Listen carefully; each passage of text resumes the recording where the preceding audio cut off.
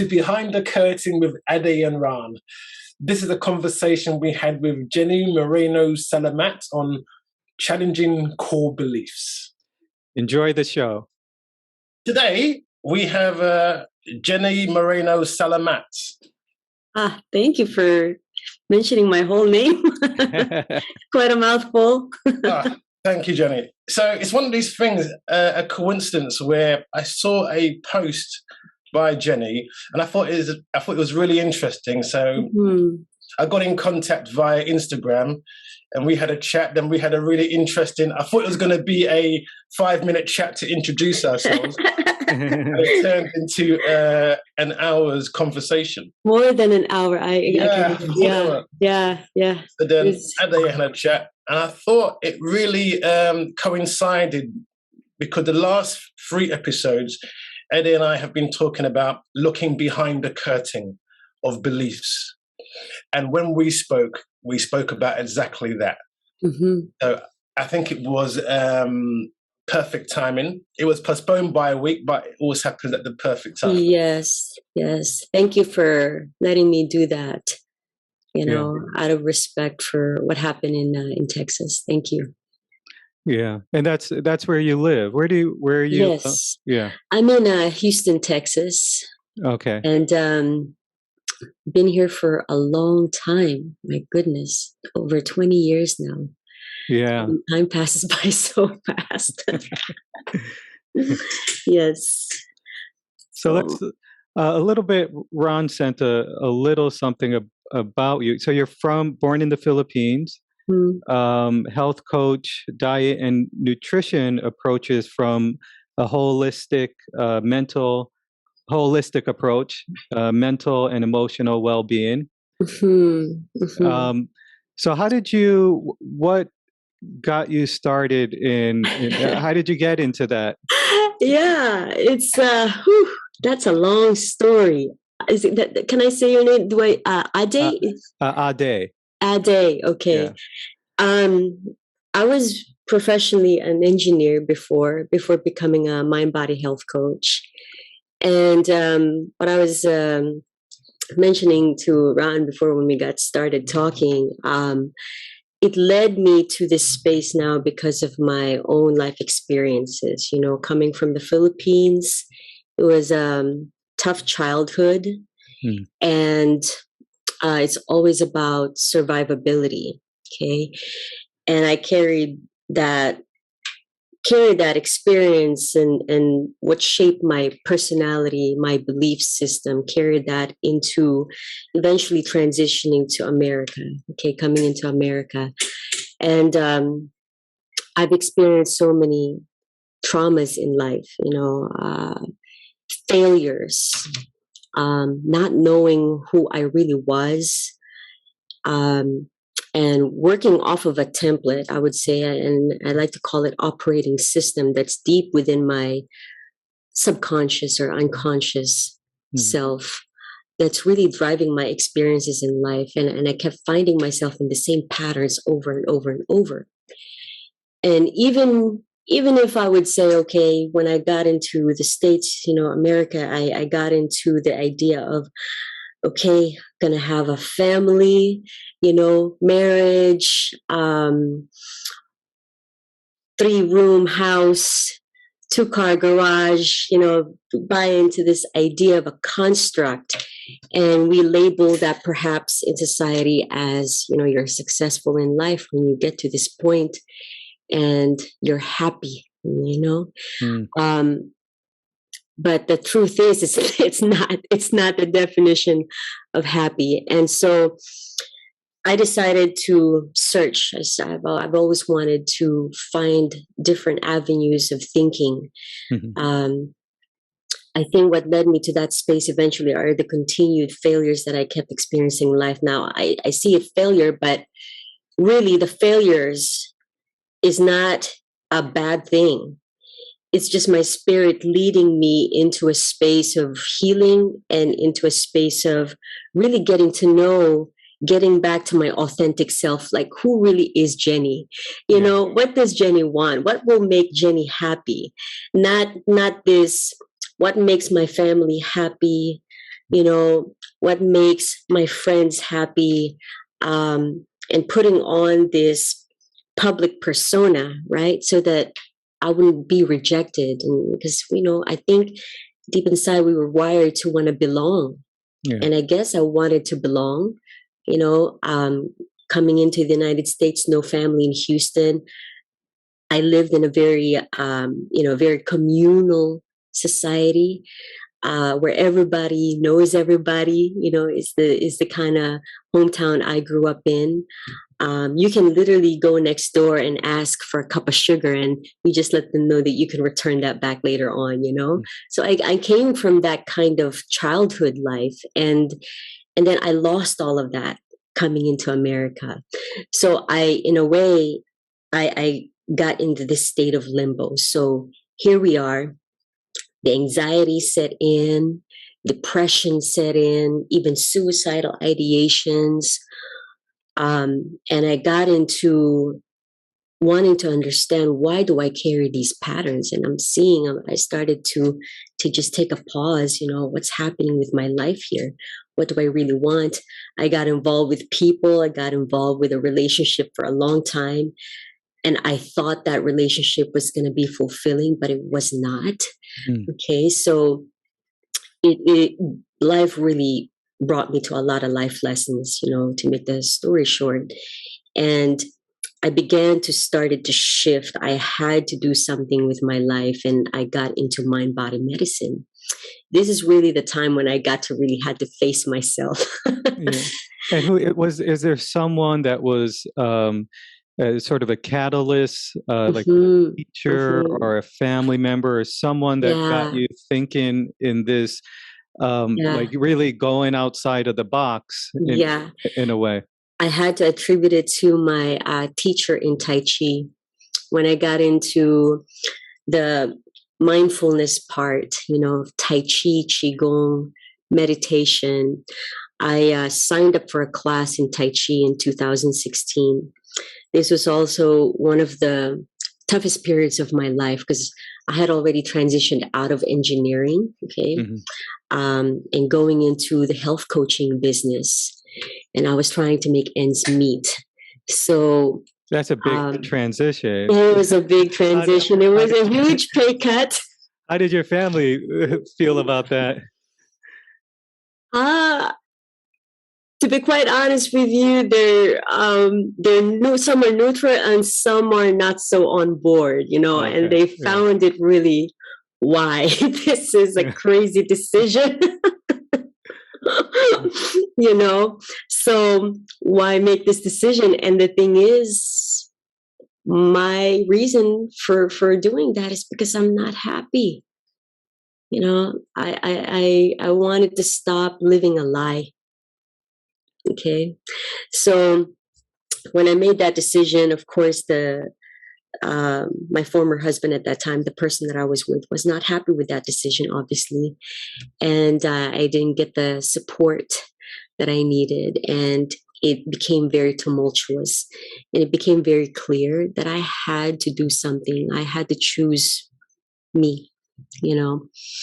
And when I made that decision, this is when I started looking for something outside that I'm comfortable, you know.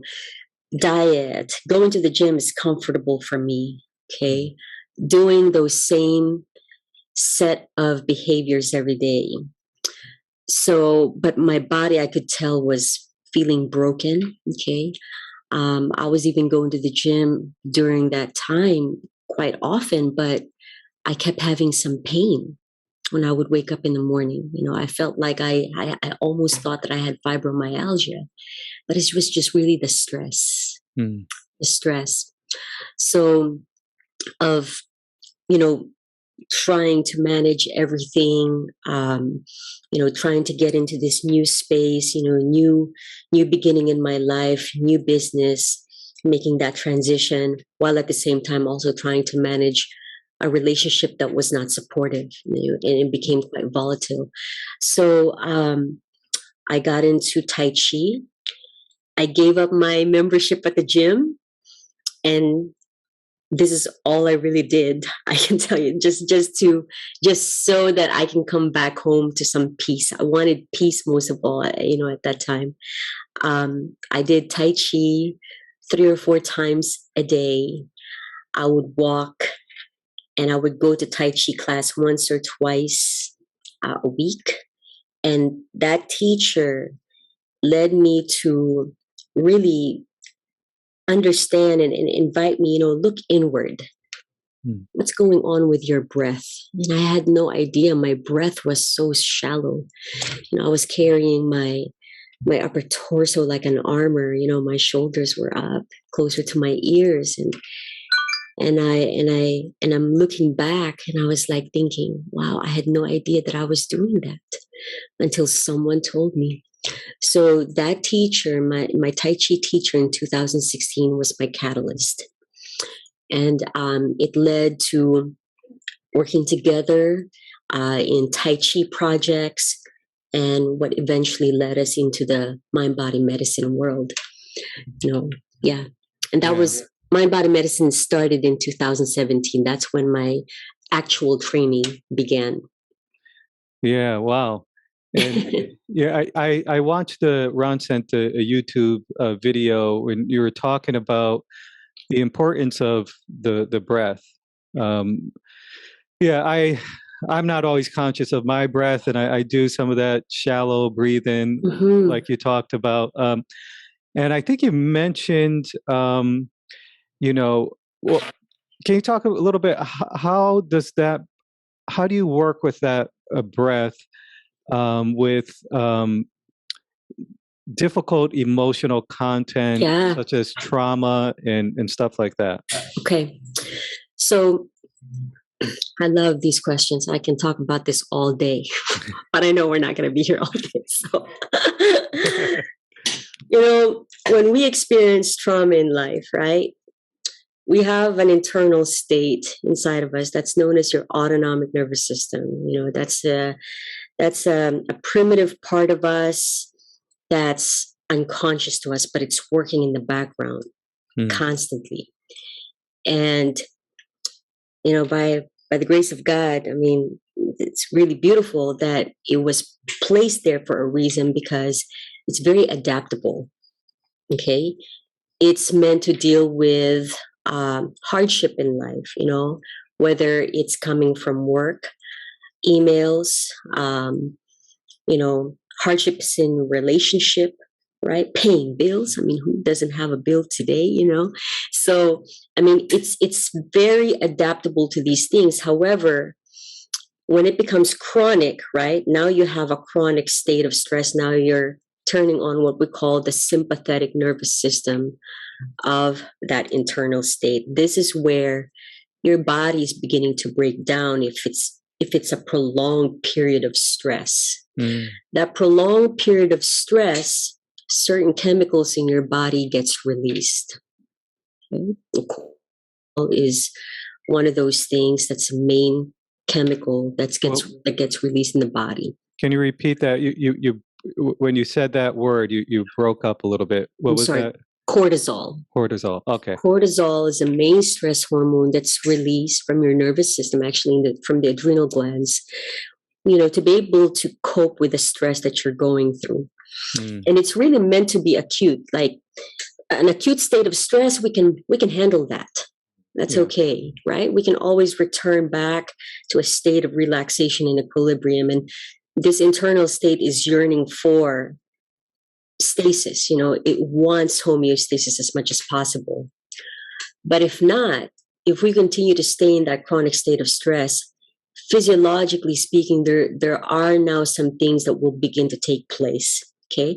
One of them being, and we're not aware of this, and this is one of those things that maybe we're not conscious about, is our breath. Our breath changes. It becomes shallow. It becomes fast, rapid. Some people may even don't realize that they have been holding their breath for a long time. And then the nervous system, you know, automatically does a sigh. Okay.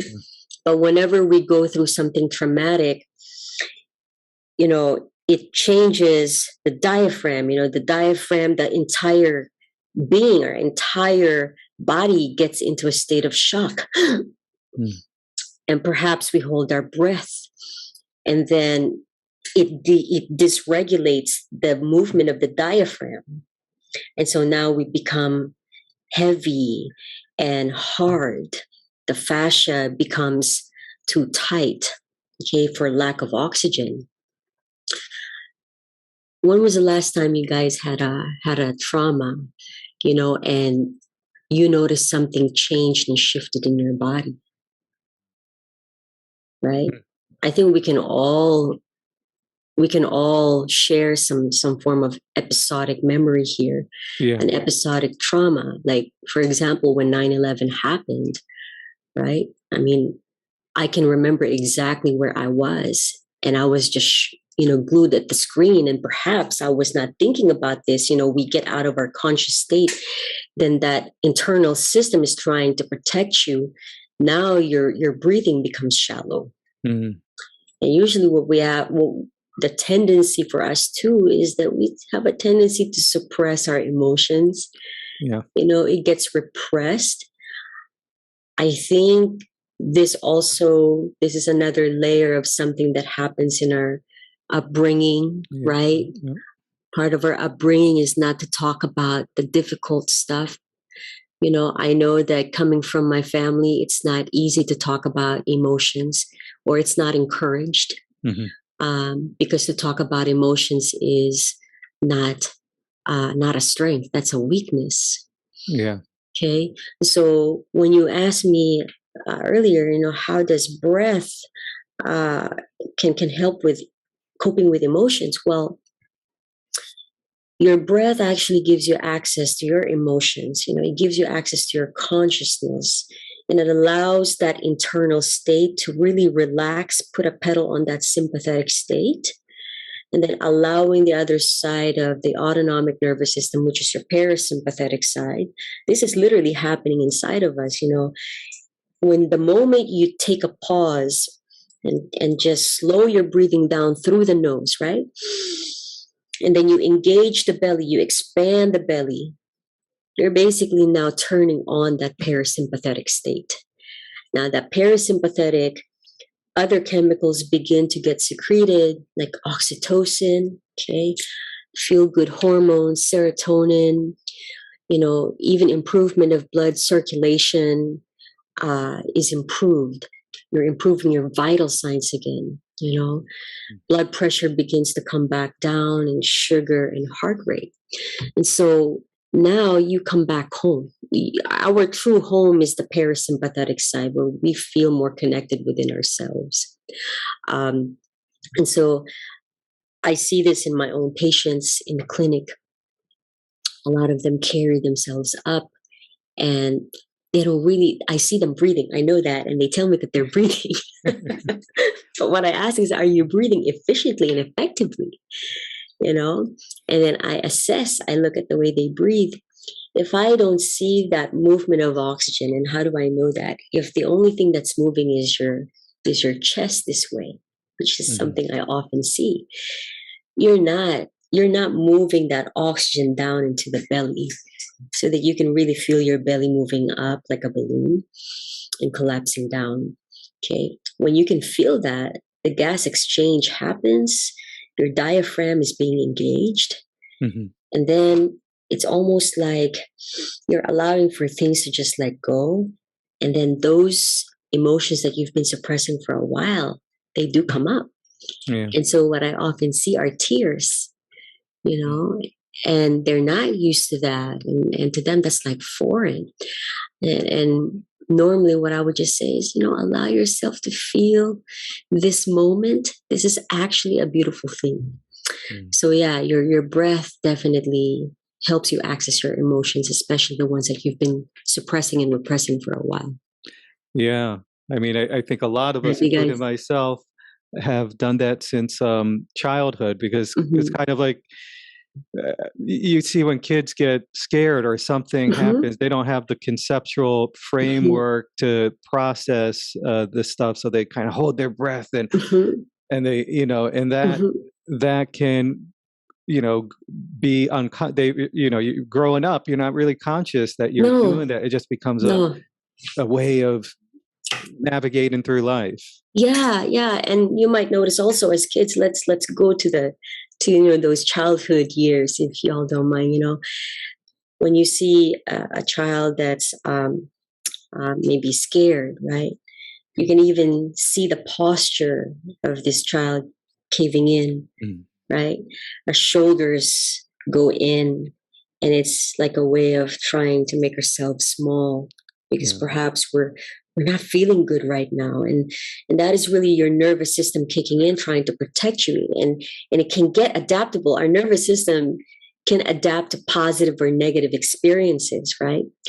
But it doesn't mean that it's going to be fixed. There is something that we can do about it, right? And this is where really the role of our caregivers can really help make that situation much better for the child, allowing that child to process what's happening with him or her, right? Mm-hmm. And usually what I like to tell, my friends, even family, and of course, people that I work with, clients and patients, is that teach your children how to breathe. Yeah. When they're feeling disappointed, just I'm not a child psychologist, guys. Okay. I'm not, but because I know how breath is so important in processing our emotions. That child is learning from you from that stage. They're basically forming their belief systems. They're forming how they're going to feel about their environment. They're learning how to behave in certain situations. So if they're feeling disappointment at that time, this is the best opportunity to give them the right tools so that they can really cope well and be resilient in life, Yeah. And offering that space of conversation, safe conversation that I guess this is where I'm trying to be different than what I have seen in my own family. And if my family sees this video, I can just see, what are you talking about? Why are you doing this? But I don't care, guys. Someone has to do it. I'm willing to take that. So this is really the best opportunity to have those conversations, with our children. And just allowing them to feel their emotions and letting them speak. Okay, why do you think you did this? Instead of making them feel even more guilty about what happened. Yeah, right? We can make them feel wrong and like they have to be some other way. Yeah. Yeah, this is bad. I'll give you a good example. In my home, my grandmother, bless her heart, I love her, okay, but she didn't want noise, or she didn't want children moving so much. And there was one particular wall in the house, and it's white. Okay, and as children, you pick up crayons and you're curious about your world. You want to explore, right? What does this color do? And me, along with my other cousins, maybe they don't remember this anymore, but we started writing on this wall. I can tell you that the outcome of this situation was not great. Yeah. Okay. We were punished for that. It was a harsh punishment. And of course, with those negative reinforcement, to me, I will never repeat it again. And I didn't. I got the lesson. But for my other cousins, okay, there are some repeated behaviors there. And so you can see that even though we're all growing up in the same household, how one internalizes the experience is different, maybe different than the other one is experiencing it and internalizing it, right? So this is a good example. maybe I want to write on this wall, and I had no way of knowing that the wall is not a bad place, right? It's not a good, I'm sorry, it's not a good space to just be writing whatever you wish to write, right? And there's nothing wrong too of keeping your wall clean. That's cool. But I did not know that at the time, right? As a child. So get a piece of paper and say, this is where we're going to draw. This is the proper space where we can draw whatever we want and express all of you on this paper. You know, so it's just really a matter of redirecting, right? Redirecting that energy to the proper space. Yeah, rather than we sometimes react like my daughter would. She did that exact thing, and for me, I my reactions are a lot of times I overreact. I'm like, oh no, and then like someone died or something, and you know, or she spills something on the table. This is funny, and, yes. oh my gosh, like, and it's really me. It's it's like my reaction that I have to kind of take that pause, and that's when I can use that breath before I go to am able to respond in an appropriate way, because I think, as you know, like one of the things we can do with kids by reacting that way, kind of unknowingly making them feel wrong, is we can stifle their creativity, their intuition, make them like feel like dumbing those down, and that takes years of work later on in life to unravel exactly. Yeah, I agree, guys. And sometimes you may even stifle their spirit, you know. They don't want to come out of that shell because they've been made to feel ashamed about what they did. And whenever there's an emotional charge, right? Whenever there's an emotional charge associated with that particular event or experience, that's what gets infused into the subconscious, which is really 95% is what's running and feeding our nervous system, you know, basically feeding our experiences, how we experience life, how we do things today, you know. So those core beliefs. Core beliefs. Yes, 95% people don't realize it. There are many books that actually talk about this. You know, biology belief is one. Dr. Joe Dispenza also talks about this in his book, Becoming Supernatural. Okay, so the subconscious mind, it's that software that's running in the background. They actually get created during these years of our children's lives, you know, from 0 while they're actually in the 3rd trimester in the womb up until even at the age of 10. But I think there are now, I mean, the data, there is some data out there. Of course, this needs to be further researched, but there's data out there that this continues even past 10 years of age. But the most critical period is between the ages of 0 and 8. And the brain waves of our children during this time, they're in that, I just want to call it, in that hypnotic state. Hypnotic state, mostly functioning in the theta brain waves, very, very low frequency here. And they literally absorb everything that they see in their environment. You know, they associate things based on actually the caregivers, based on what they see from the caregivers. They see how you're reacting to things. They're going to copy that. They get influenced during this time. They're literally like a shock absorber, you know.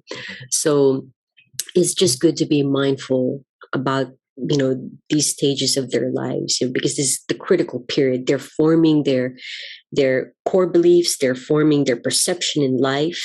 Their personalities are being influenced and impacted. Not to say that we cannot change those, you know, later on, because as you can see, we can.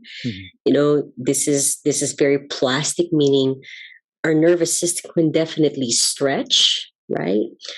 Our neuroplasticity can actually accommodate new things, relearn, unpack, and bring in new experiences, so that we can actually perform and have a different experience and experience something that we really want for ourselves.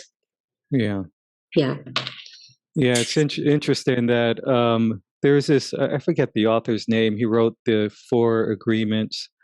Ruiz, I think Miguel. Yeah. Miguel, yeah. Yeah. Well, what you talked about reminded me of something he said, that like early on in childhood, we agree to certain things, that our parents are passing on to us. Like there's this agreement made because we're dependent on the parent for our safety and well-being.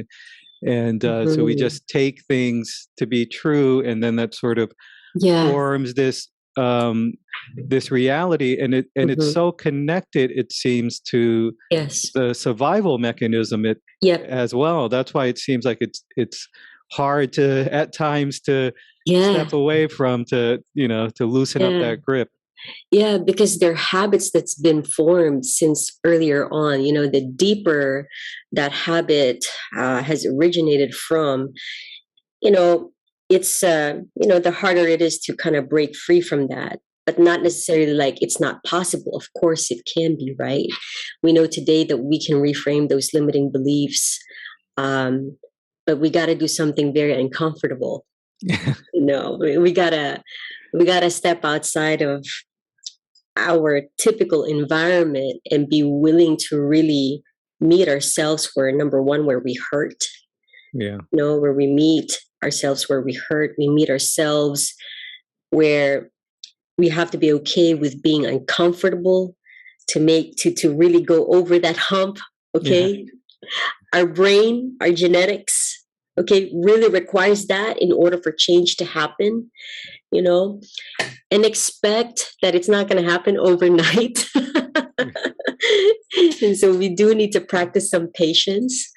And the most important thing, and this is, I talk about all of these things in my own experience, practicing self-love, and that forgiveness, the times when you have abandoned yourself, right? Because perhaps you feel ashamed about what happened. And so you want tendencies to shove that aspect of yourself in the shadow, in the background. And we don't want to show that in public because we're afraid of not being accepted and not loved, And so forgiveness and truly loving ourselves and holding that space for ourselves so that you can make that change. Yeah, that's a big point that you made, that shame, because I think especially here in the West, there's such a shame culture. In the Philippines too.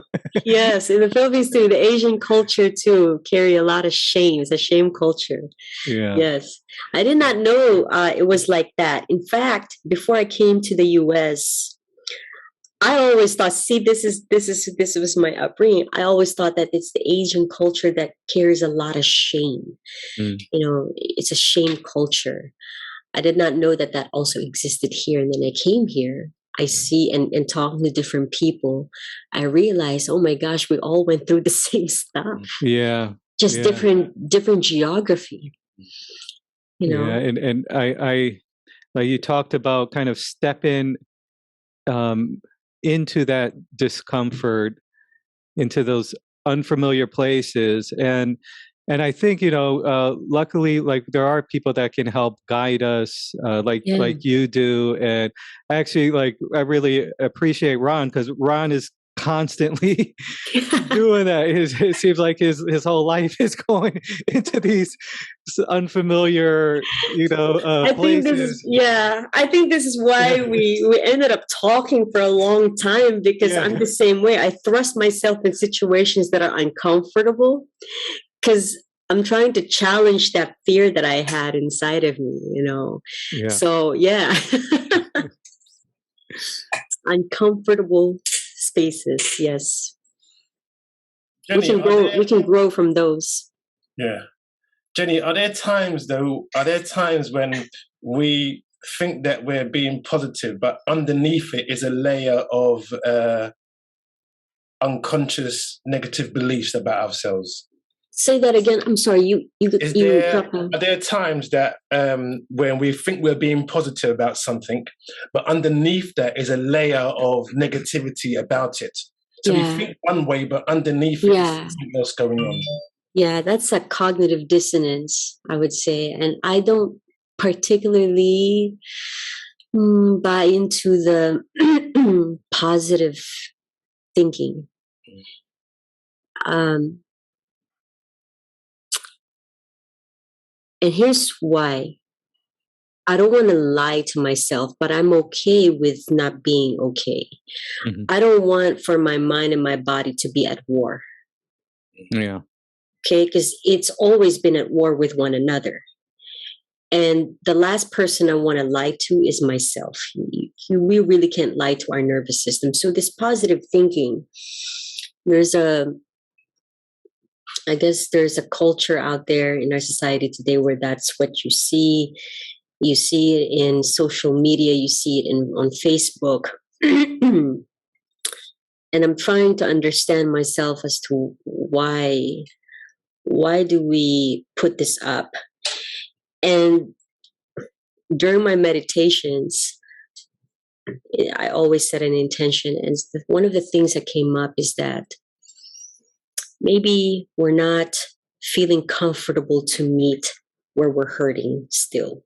And so what we do is we go into this positive thinking, and then we leave what's going on inside of us that really needs our attention, right? And so we come up with this solution. We'll just think positively about that. I mean, how many times did that really work? I mean, if I may just ask the space right now here, for me, doesn't really work for me majority of the time. But what has worked for me is being honest with myself, knowing that I am okay here for now. And I think, it leads to that thing where just avoid your feelings, dissociate. Yeah. Right? And then suppress that feeling some more. I don't want to suppress. And so I would like to replace the positive thinking with offer some compassion and kindness to yourself. Maybe you're feeling tired. Maybe things are not going well. Maybe it's just one caca after another, Mm-hmm. And that's okay. Yeah. It's okay to be real that, dang, this is not really going well in my plan today, right? So what we can do is go back to your tools of how you can regulate yourself at that moment. How can you offer yourself some love, kindness, and compassion? Because if I ask you, what would you say to a friend who is going through a tough time? Would you say, just go ahead, think positively about it? Yeah. So, and I think also we're not taught how to communicate during these times of difficulties. When we're having some emotional difficulties, right? Some mental difficulties, we're not taught how to hold that space for another person because we're not taught how to hold that space for ourselves. Yeah. It could feel like a threat, actually. Mm-hmm. Yeah. Yeah. And again, this we're all relational beings. And at one point or another, we're all going to find ourselves in a relationship, right? Whether it's a relationship with our families, friends, coworkers, especially love relationships, the people that we go home to, and one way or another, that person may be going through something that day and we just don't know about it. And if you haven't done the work for yourself and you have not held yourself where you can be there for you emotionally when you're having some very trying times, it'll be very challenging for you as well to hold that space for that other person. And so what we do is go back to this vicious cycle, we avoid and dissociate, and oftentimes the conversation becomes very heated. And now we don't know how to repair that conflict. And sadly, today we have, just don't want to bring up the statistics, but statistically speaking, marriages fail about 50% of the time. And I really think it's because of the communication. We don't know how to repair conflict, and we don't know how to speak and communicate through conflicts. Yeah. There's this neuroscientist, Bo Lotto. I don't know if you ever heard of him. No. He talks about healthy conflicts. He's saying that conflicts are very healthy. Yeah. If you approach them with the idea that you don't know, you're there to learn and to go into, as Ron would say, the black hole of I don't know. So, and sometimes that's going within those places within ourselves that we're unfamiliar with, and they kind of, I want to get away from here. Yeah. And it's so easy to blame someone else. One of the ways to distract from that. Look at what you're doing to, they become sort of the enemy. And then if that's going back and forth, then that can be, a recipe for a lot of tension and stress and frustration. Absolutely. In the relationship. Yeah. I like what you said there, the black hole, because black hole is like making room, right? You're making room and space for the possibility that, hey, you don't know what's happening. And when we take a pause and take a step back, this is really great to do in relationships. I'm not a relationship coach, but it's just something that I want to do, and something that I see that other relationship coaches are doing in the field, that take a step back, observe yourself, and instead of trying to predict, right? Sometimes we're psychics in the relationship, instead of trying to predict what that other person is thinking and maybe thinking and doing. This is one of those reactions. And again, this is stemming from our core beliefs, right? Yeah. Our reactions, those impulses. Take a step back, breathe, and just ask. And I think that is the hardest thing to do sometimes, is ask, what has triggered you today? Is there something that I did that might have triggered you? And it's also an act of vulnerability. Yeah. So, and that really, if you notice, that makes some space and room for some open, non-judgmental communication. So you just gotta. In some way, like even when you talk about it, it feels like there's something's going to be lost, or something is going to be that I'm risking something. That something's going to die. Yeah, and that's the thing that we hold on to, is try to maintain it, and maybe it's connected to those core beliefs that become part of, how we are in the world and who we take ourselves to be. So a lot of times I think that is threatened. But I think what you're saying is, this way of doing it, you have the chance of expanding into something more than these limited small. Yes, where we're holding to that, right? For safety. Again, we're holding that for safety. Your nervous system is trying to protect you.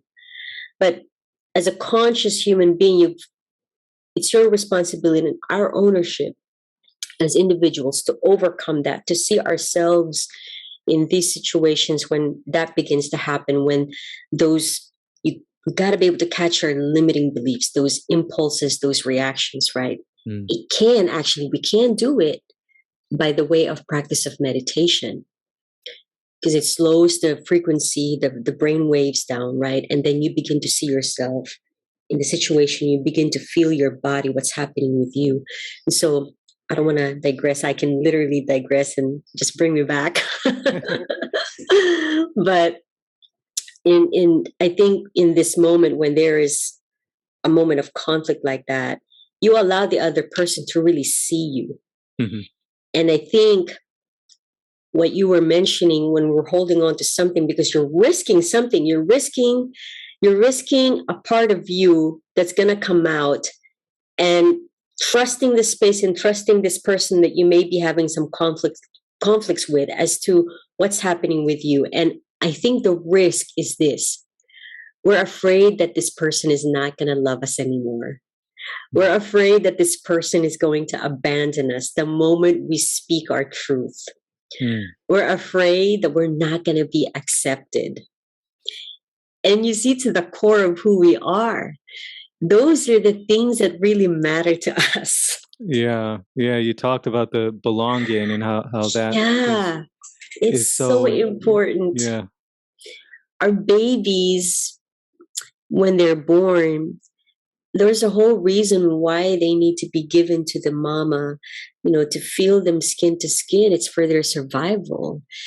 And if they're not touched within a month, actually, it's a terrible study that was done a long time ago. It was an experiment, and the situation would be is that this is part of our survivability, and how we're going to thrive later on in the future is being able to give an attention to, giving care, I'm not saying 24/7 of the time, but for the most part, we're supposed to get that attention and care, love and affection, and being told that you are loved, that nothing you do is going to change that love, right?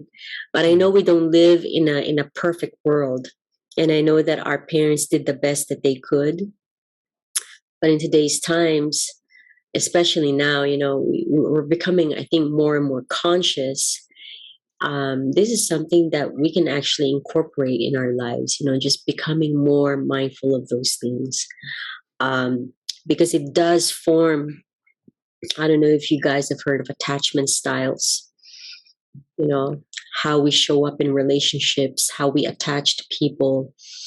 And if we have seen, for example, our parents divorce, or they don't know how to communicate with one another, they don't know how to say nice things to one another, especially, through arguments, right? And you're seeing that as a child.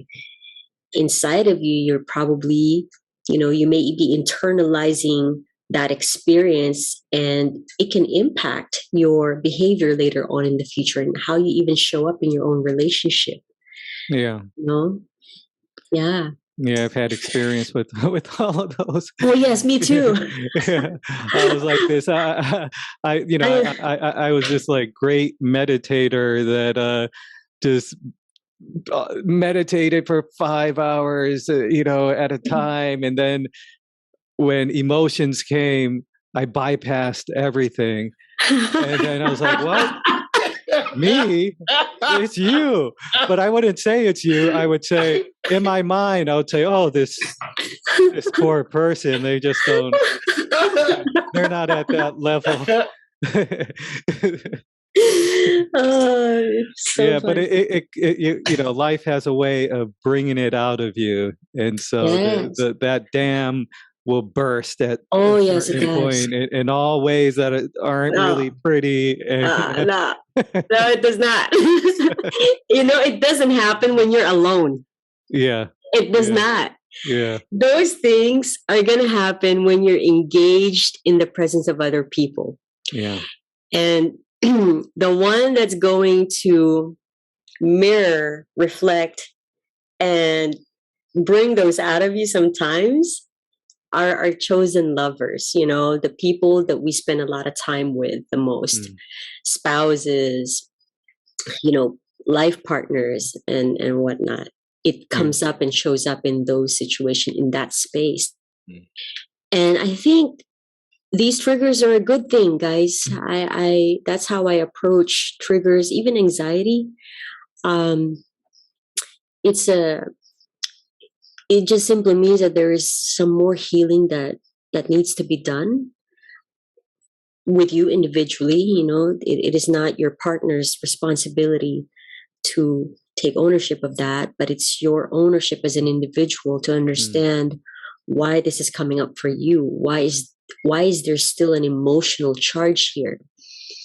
And I would like to encourage everyone, and this is really always an invitation that, again, go back to those core beliefs and do some shadow work. Shadow work and all of these things, they do take some time. But what will happen is that you begin to see a different story. You're not lying about who you are, but you can see the benefits, the life lessons when it took place from a long time ago. And how can you use that energy now for healing, for something else? And that's where I really want to bring everybody into. Whenever I see patients in the clinic, I know that they're coming from a trauma. I also know that they're trying to look for something and they're trying to search for something. And I also believe that they're trying to wake up from that trauma. They're trying to wake up from maybe sleepwalking for so long already. Yeah. Right? And so just bringing them, it's always an invitation and encouragement to go into this space. It's going to be okay. Lots of fears. Yeah.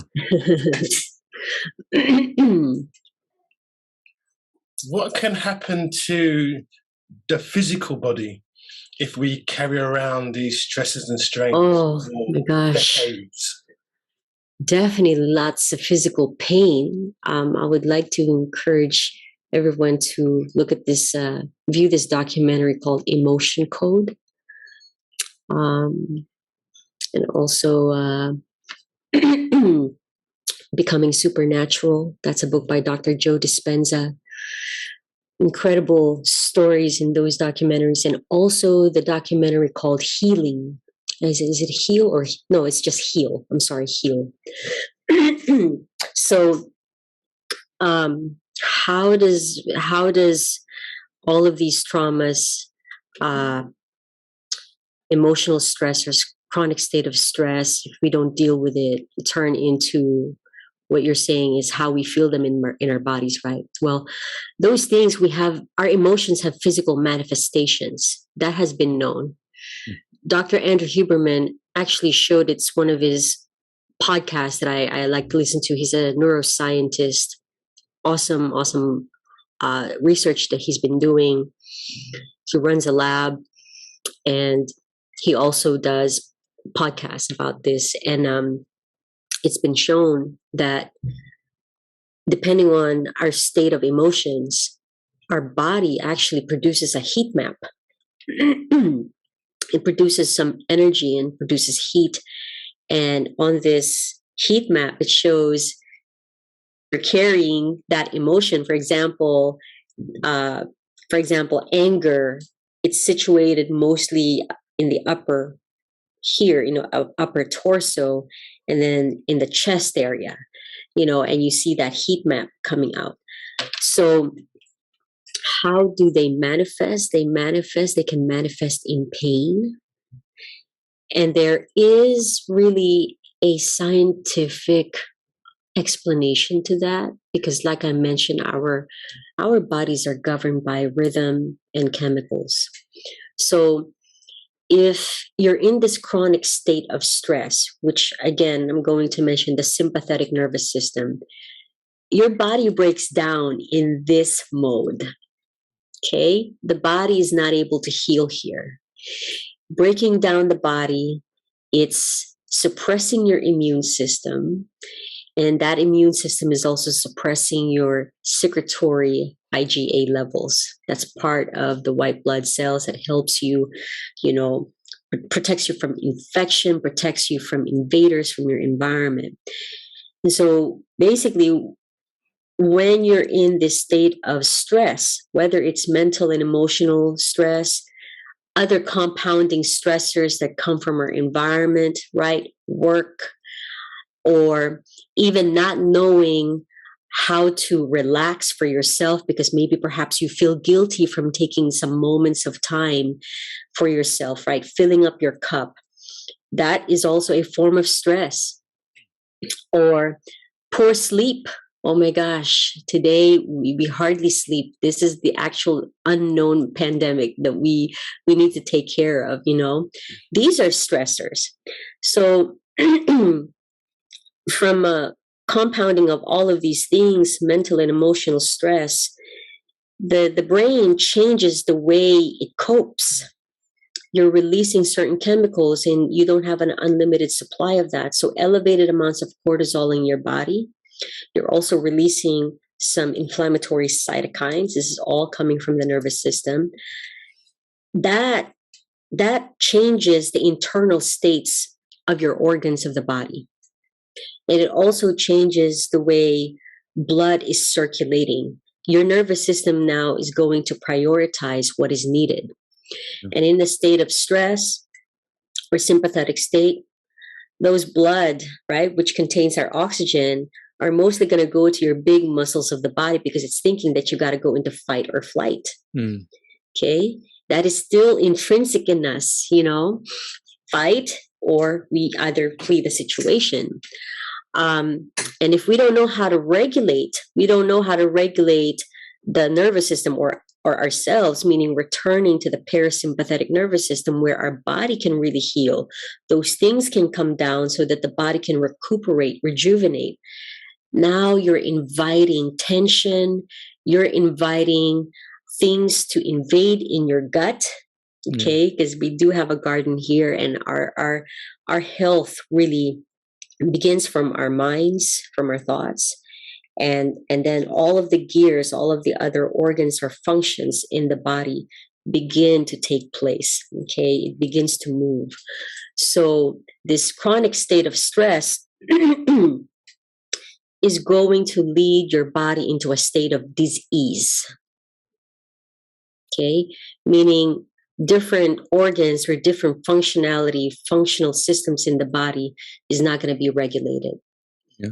And it is our true nature to back to homeostasis. But if we don't allow that because of our lifestyles, because of our way of thinking and doing things, right?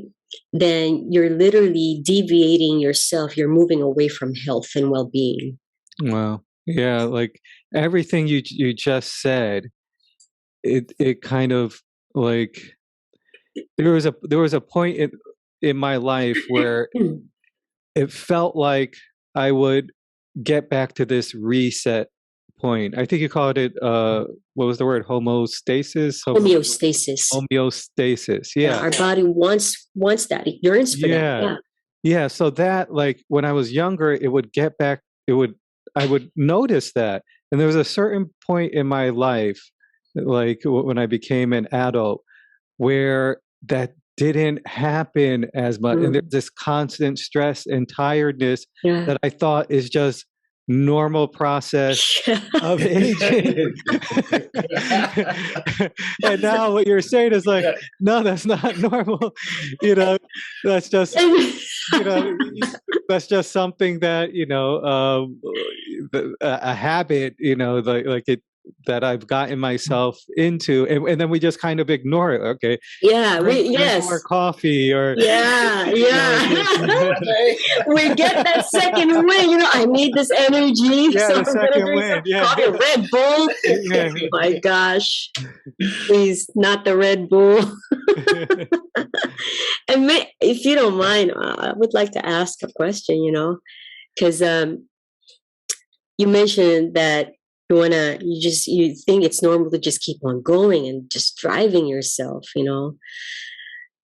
even though you feel you're tired, you're feeling exhausted, right? I feel guilty. I can't even take a nap. I don't even take naps. I don't. I've tried. Like when I was really tired, a few times I laid down and I just, something inside me just like, I'll just get up. I just can't. And I think there's a beautiful conversation coming through, and I think we need to address it. And that's just me. I hope you guys don't mind, but but why? Why do you do that? Did you actually stop and think like, why am I driving myself so crazy like this? What is that intention behind that I'm doing this? Yeah, I think like there is this core feeling that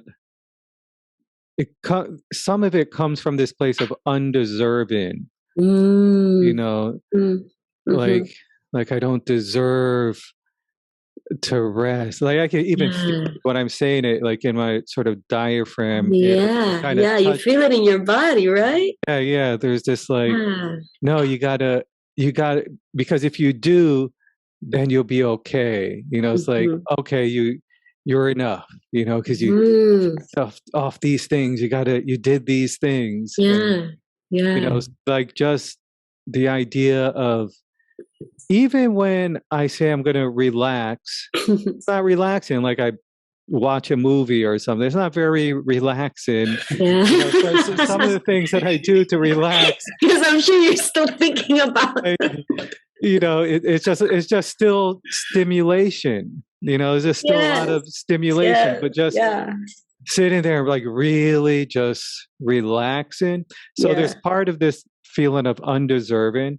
And there's also this feeling of like running, like distracting, like almost like I'm going to outrun death, like this fear, like, you know, and that's part of what the sleep thing as well is a lot of times I get this fear of my, you know, the feeling of my own mortality comes up quite often, you know, and it's like, oh no, like what's, all of those things.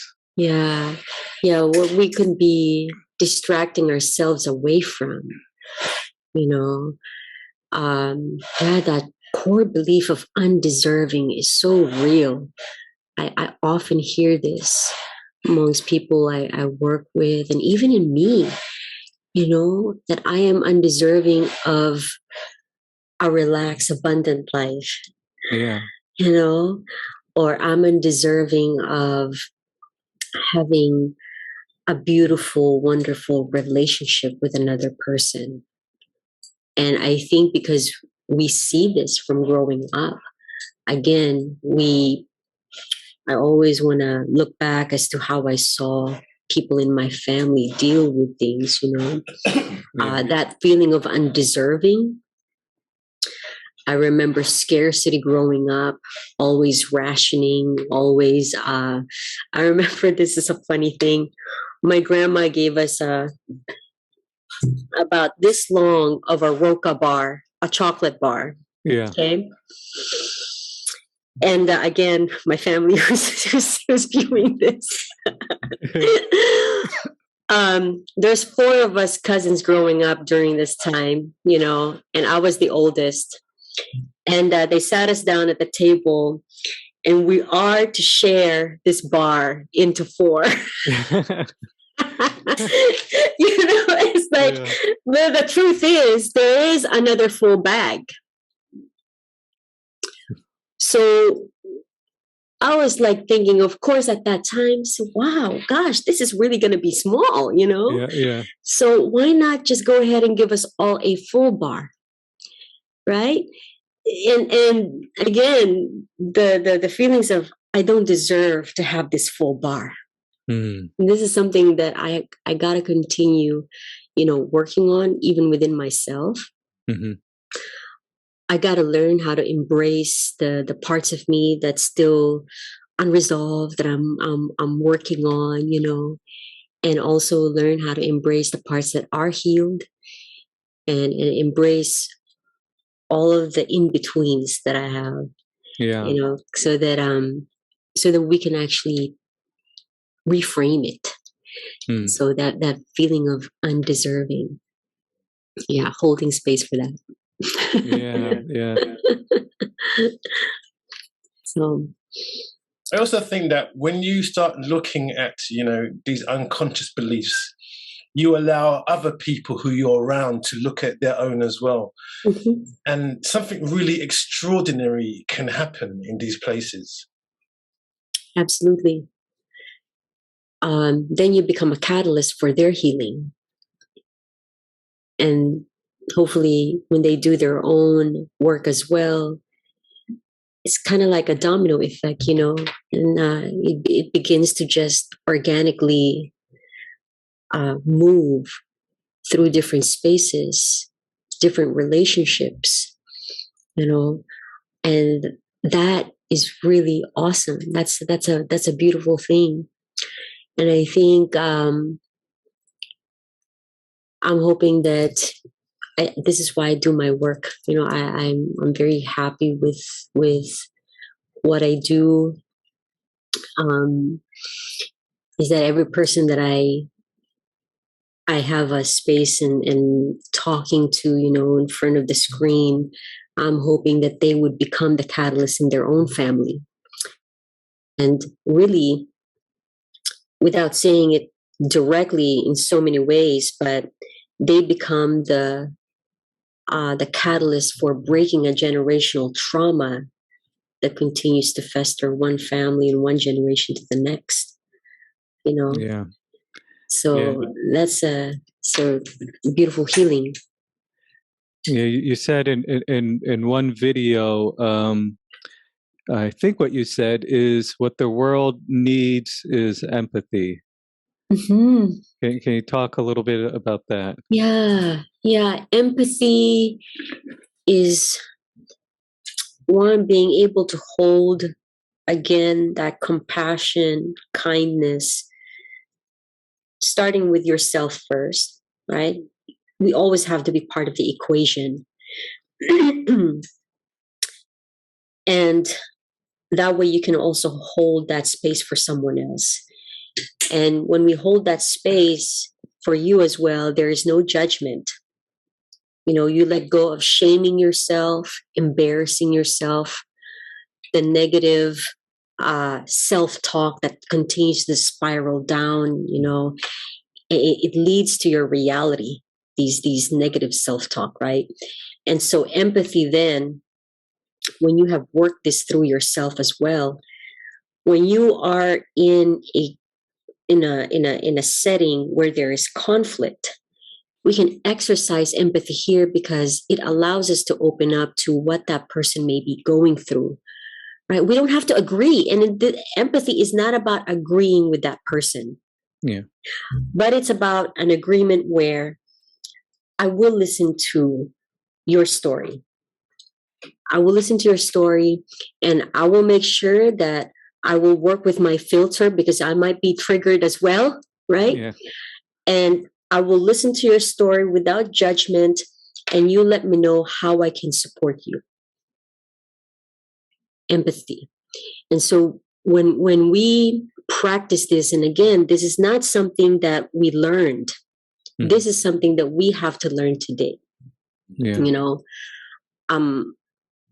I don't know many families that do this, unfortunately, because I do you guys? Because I go back to my home. It's the same, and even now, especially. So, but again, this is uncomfortable to do because we're having to slow things down, and we just want for things to be positive. Yeah. We just want for things to be okay. We don't want to rock the boat. But we have to be okay with, again, talking through those difficult times and practicing and really embodying empathy, so that while you're discussing through that conflict, you're trying to heal what needs to be healed in that space. Yeah, I think that's a good point. And, the part about listening to the other person without judgment and condemnation and, not agreeing, not necessarily agreeing, but holding that space where is completely different than the culture that we're living in, where it's a blame culture, right against left, this group against that group. And all you hear is the talking points of why this person is wrong, how they've been hypocritical. And, if someone says this, then they say, well, back 5 years ago, you did this. And shame on you. So it's the whole culture. This thinking of us and them. Less than. Yeah. Oh, yes. Absolutely. So I mean, does it does it ever get discouraging seeing that? I mean, it seems like there's a lot of work to be done. I mean, I'm really glad there's people like you doing this work. Thank and you. People out there that are kind of spreading this, but sometimes, I mean, it must feel discouraging at times. Because it's not a common conversation to have, you know, and that's what I'm really hoping to do, bring awareness to this kind of conversation that we're having now, which, by the way, guys, I'm loving. You know, like I said, I can talk about this all day. And this is actually something I want to do within the community of Houston, which I'm working on now. This is, I don't want to just stay in my clinic. I love working there, but it's too confined, I guess, but we're helping a lot of people. But for me, I want to do something, you know, being able to connect with others in a community. And I'm doing something like that now. In fact, it just got solidified yesterday. So I will make those announcements later on. I want to just create a healing space where, you know, there will be open conversations in this space. How can we regulate ourselves?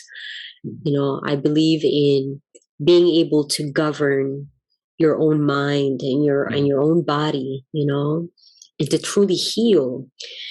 And when you can do that, then we can co-regulate with other people. And this space is all about co-regulation, but also at the same time, you're healing for yourself here so that you can show up for yourself and for your family, you know? So there's so much more that I wanna create, especially this year. But thank you. There are others out there. There are others out there that are in the space that I'm in, who are mind body medicine practitioners, mind body health coaches. It's just not common. It's just not a common space of conversation, and we're trying to change that. If anyone listening wants to send questions in for Geny, feel free. So.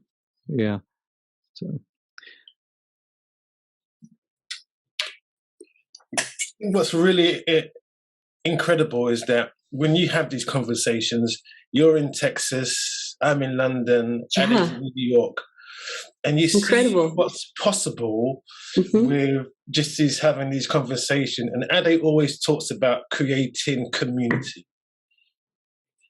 Can you speak about the importance of creating community, please? Well, I grew up in the Philippines, and it's not about an individualistic society, right? And I think there's pros and cons to that, because I didn't really get to know myself, and I didn't come to my authentic self until much later in life.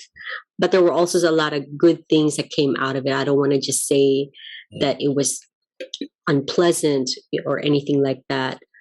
But I grew up in a community where, like I said, people got each other's back. You know, there's a feeling of belonging in the community that I grew up in. The only thing is that everybody knows everyone, right? If you're going to be doing something as a kid, it's kind of like I literally grew up in this sense. The village raises the child. Okay. And so if you're thinking of doing something behind your parents' back, be careful, because sometimes it's hard to get away from that. There are eyes and ears in the community. So this is where the community can come together and offer support. Okay. And it's vital in our health, actually, and well-being. There's that protective layer. There's actually a study that was done, guys, the longest study by the Harvard Review, and they followed some men, and at that time only males were allowed at the University of Harvard. Okay, this was in the 1930s, but of course that has changed when the university started accommodating women as well, which is cool. But they followed these men from their teens all the way up into their 80s. Of course, some of them might have passed on, but in all, they've had about a total of over 1,000 participants in this study. And they're studying, what is the most important indicator of health and happiness. And the backgrounds of these participants have different economical backgrounds, different educational backgrounds, different demographics, of course, and also, financial status are all different. Okay. But later on, what they have found out is that the most important indicator of health and happiness, you might be surprised. Can you guys guess? No.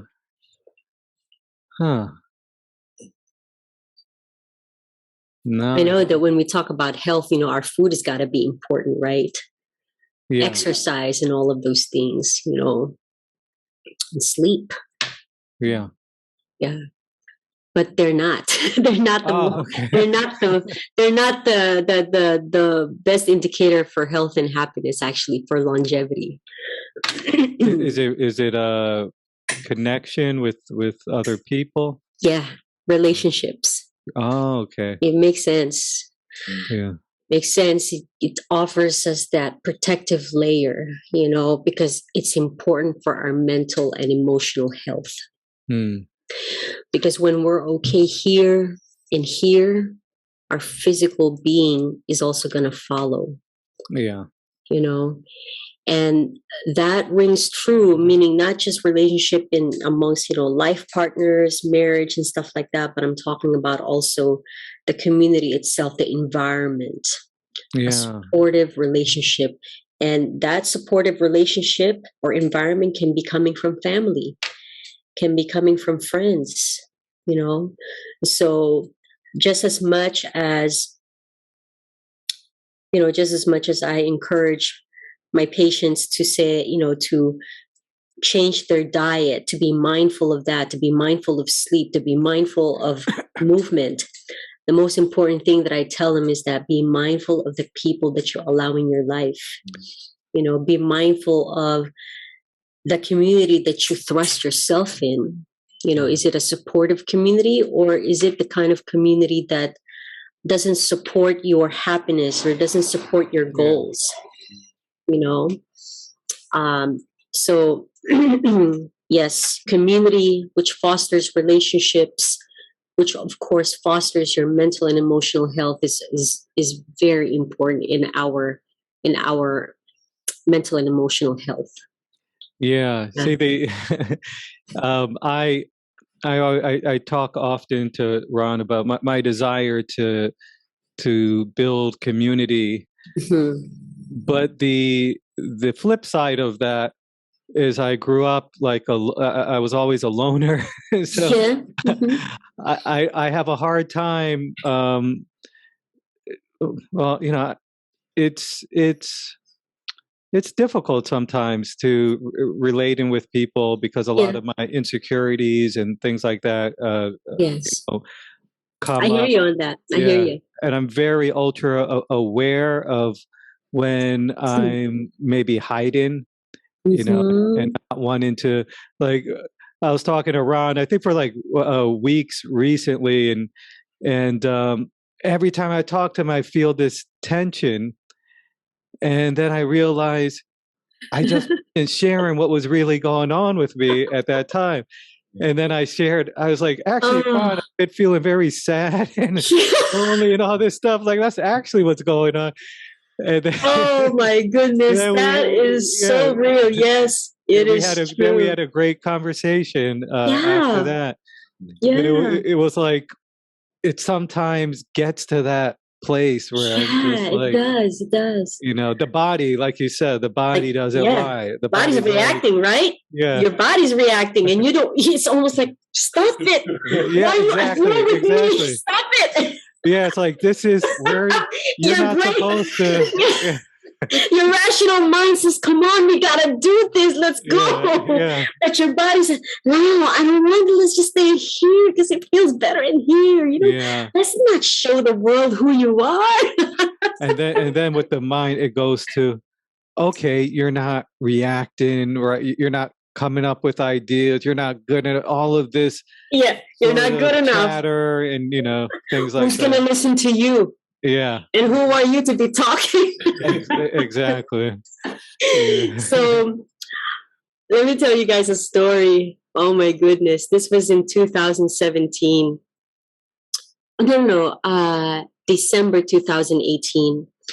One of the things that I had to do as part of my practicum in completing my certification in mind-body medicine is to give a workshop, give a talk in front of people. Okay. And again, just like you, Ade, I'm really an introvert. Okay. My battery goes down when I'm injected in a crowd. Yeah. But like I said, like I mentioned before, I want to thrust myself in those situations to kind of like really give my nervous system a practice. Okay, we're doing this. It doesn't matter. The ego comes in play too, right? Yeah, the ego comes in play. No, it's really safer here. But no, we're gonna do this. So, this was in December 2018. Myself and another mind-body medicine facilitator that I was working with at that time were scheduled to give a talk to about 200 counselors at a women's center. Okay. And a lot was happening in my life at that time. I was really in a very, very depressive state in my life during this period of my life. I wasn't really feeling great. It was just one issue after another, and my body was not up to it. Yeah. And I know I had to finish this because it's part of my practicum. But again, I was already giving myself some excuses. I can make this up later on. And I will just have my co-facilitator do the talk. And I'll just tell him, you do that. You got it already. You got it. I'm going to do my stuff separately and I will finish my practicum then. But what's cool is that this co-facilitator of mine, who happens to be also my friend, said to me, you're going to turn all of the things that's happening with you on the inside, all of this scatter, all of this chaos that you have inside of you. I know, Geny, you can turn this into something that you're going to use later on when you face these people because they need to hear this. I was like, oh my gosh, are you really talking to me about this right now? Because a part of me really didn't want to go. But I took a step back and I just took a moment to myself and I decided, okay, I'm going to go. Okay. So when we got up there, all of these people and just this sea of eyes and hair, and I could really begin to feel the nerves coming up. And this still happens to me today, actually. And I learned that in this moment, that I learned to just be kind to myself and not make myself feel bad for feeling this way. Yeah. And that, I now shifted the dialogue in myself to say, but look at you. You have been able to go from zero to doing this today, and this is contributing to your life. So there's a part of me that needs to come up, right? That conscious part of me, so that I overpower what my amygdala and that ego are telling me, and that amygdala and the ego are working together and they just want to shut you down. And so my conscious awareness in this situation, when it comes up, like today, for example, I'm beginning to feel that nerve, right? I was beginning to feel that nerve, but I took a pause and say that, God gave you some gifts And maybe those gifts, maybe you never own them, but maybe it's through your words and maybe through sharing your experiences and your story. And you may never know how far that story, how far those words are going to travel. And maybe somewhere in there, somebody may pick that up, and that may be enough to give them what they need in order to get out of the state that they're in. If they're really feeling that abyss, if they're in that abyss, because we've all been there, right? We've all been in that abyss. Mm-hmm. And so I just hold myself there and be kind. I breathe always. I use the breathing and know that this doesn't diminish me. Feeling this way, feeling those nerves, it doesn't diminish my value. It doesn't diminish me at all. It doesn't diminish my worth, you know, and that I'm learning. Yeah. I'm learning and just holding space. That's an important part, that it doesn't diminish you. It's like sometimes we can tend to think, well, we have to get over this until we have the value again. Our value is a little bit lower right now. You know, when I deal with this problem, you look at it as a problem, you know, which is part of being human, then I'll have the value. Exactly. And remember, guys, I mentioned you got to meet yourself where you're hurting. This is a prime good example of that. You know, it's just meet yourself where you are uncomfortable. And then do the opposite of what you normally do. And for me, usually I would evade. I would come up with excuses not to do it. Okay, but the last one, that was really true. Okay, it was the Uvalde thing. So that was not a true excuse. So, but we hold ourselves accountable too when we meet ourselves there in those difficult situations that we had to face ourselves and feel in our body. Yeah. So let's see. So we're at about an hour and a half. Oh, wow. We have been talking for about an hour and a half. I could continue going, but we should probably wrap up soon. Yeah. Ron, do you have any other questions or? Yeah, just one thing. You mentioned something really wonderful. It was the garden of the gut, and where our intuition feeling comes from, and to really get connected with that. Because there's a indigenous saying where we have three brains. Our first brain is in the gut, our second brain is here, and our third brain is here. We don't get in contact with the gut enough. Yeah. And I thought that was just a really beautiful way of putting it, the garden of the gut, and to listen to more, to our intuition and our feelings. Our gut. Honestly, we're not encouraged to listen to our gut, our instinct, our intuition, right, growing up. And that was shut off. We turn to our analytical heads more. Yeah.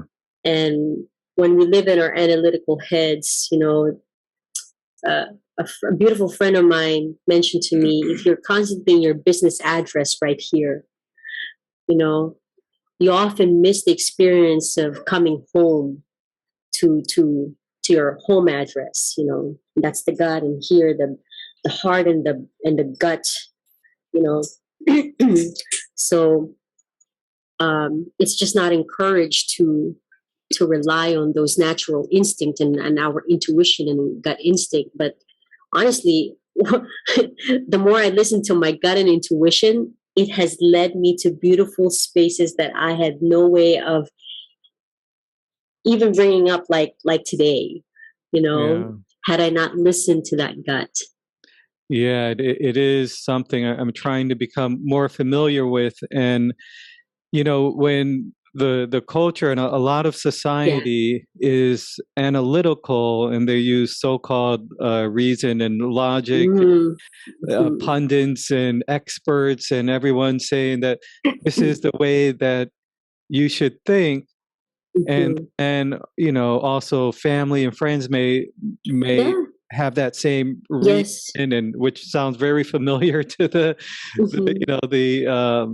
whether it be the news or whoever, but then your gut may be feeling, oh, it doesn't feel right, but it sometimes feels like you're going against a lot, like, and I wonder why and then there's also that feeling that,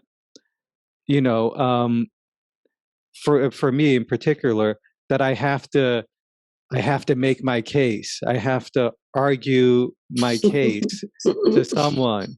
Not that anyone is even necessarily even asking me. I feel like I have to say in this logical, analytical way to state this case, and if I'm not able to, their reasoning sounds good, and just say, okay, well, I just ignore that.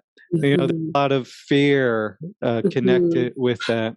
It's like walking, alone in the woods or something. Yeah, absolutely. And I think I always like to say that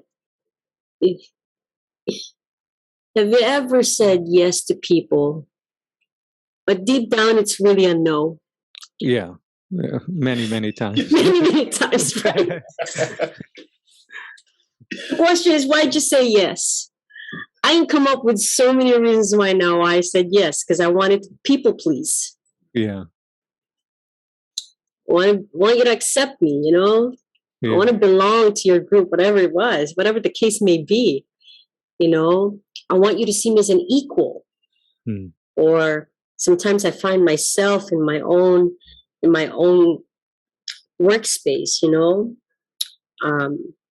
I want to be seen as having an authority to the stuff that I talk about with my patients. But the truth is, I don't know everything. I'm just going to say it flat out. I don't know everything. And the older I get, the less I know, I realize, So I think there's this thing that is, there's a voice inside all of us that we want to be right. We want to be right. And we want to be seen as right. But again, I think that is the reflection of the ego. Yeah. Reflection of the ego. And it's not so much about being right, but we just want to be heard. So yeah. And I think that belonging piece is part of it, and the like you said, wanting to be accepted. Yeah. You're gonna be X out, excommunicated. It's interesting. Because sometimes I find that even kind of arguing with someone to try to convince, and I question like why, like it's just another way, like kind of, okay, once you are convinced, that will mean I'm okay. It's like this. I'm good now that, yes, I hear you. This is all coming in that attachment, the way we attach to people, attachment styles. Yeah. And now that I'm saying it, I'm noticing that attachment style, especially on my dad's side of the family. He's a professor and intellectual. There was my family debates. There were always big debaters. That didn't work well in relationships. Like for me, like let's debate. Let's I don't want to debate. I just want to say how I feel. This is how. Can you just validate my feelings? And like, oh, studies show that you shouldn't be feeling like this is the correct.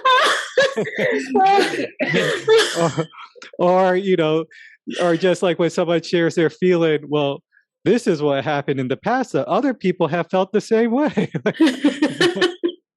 Okay, well, that doesn't help me. I think there you go. I think you're recognizing some things, right, from childhood. Yeah, that attachment style. Yeah, yeah. That's the first time I've ever heard of that, and I'm connecting it now with. I'm seeing why I look for that. Yeah, and it's not the healthy conflict. It's not the going into that conflict with, oh, maybe I don't know and I want to learn. It's more of, I'm gonna get you to like prove my point.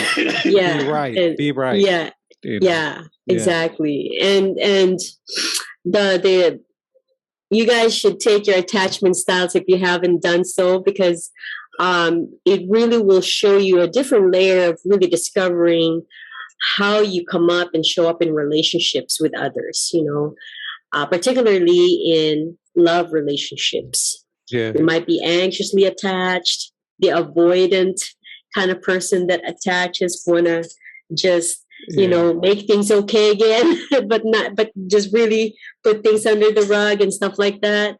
But really, even the attachment styles, we can change that. That doesn't mean if you come up with attachment style that is kind of insecure, right? It's I think it's a beautiful way to find out if there is more things that we need to work on in ourselves, because we can change the attachment style and learn to move into that secure state. Yeah. You know, and that secure state is in that, you know, that parasympathetic side of your nervous system known as your ventral state. You're feeling connected. You're trusting that when you talk to your partner and something bothers you, you know that this person is going to hold that space for you and listen. That's secure, right? So, and if we're not, there's still ways on how you can manage through that. Yeah. Yeah. So now I've just learned I have 2 attachment styles that just came up: the sweeping the things under the rug, the wanting to be right, and I see that now that now that we're talking about, I see that comes up in every single relationship. Like just talking to someone about ideas, and I'm like, you know, I'm looking for the thing to debate about, you know, in it. So it's interesting. I will tell you guys, you know, a long time ago when I started my college here in the States, I was taking my psychology classes, and this is one of those things that, you know, we actually, as part of our class, had to do. And I came out anxiously attached. I have an anxious attachment style, had an anxious attachment style. And the fear of abandonment does show up in this style, you know, in this attachment style. Yeah. So again, this brings back to my early childhood, you know, parents not being around so much, seeing my grandpa leave the house, and used to scare me because I thought he would not come back, you know. And so these are things that can be worked on. Yeah, and now that you mention it, like I'm aware of something else. Is part of that wanting to be right is this feeling that I always thought that I had to know. You know, like maybe my dad, because he's a professor, he's always books stacked up, always writing. And he always seemed to know. And then when I didn't know, he was like, oh, you know, a few times maybe he said, well, you should know this person. You should know. So yeah. And this anxiety, like, oh, I should know, you know. So, yeah. And because if we know, what does that mean? What meaning do we give that? Like, if we know. Yeah. You know, it's the meaning behind it also that we do and say. Yeah. If I know, then I'm enough. Yeah. I'm good enough. Yeah. Yeah. And then they see you more. Yeah. No. Yeah. Exactly. Well, that's I think that's the end of my therapy session for today. Thank you, everyone.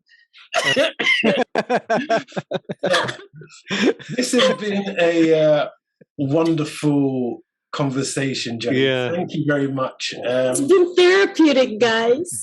We're always learning. It's healing. It's healing.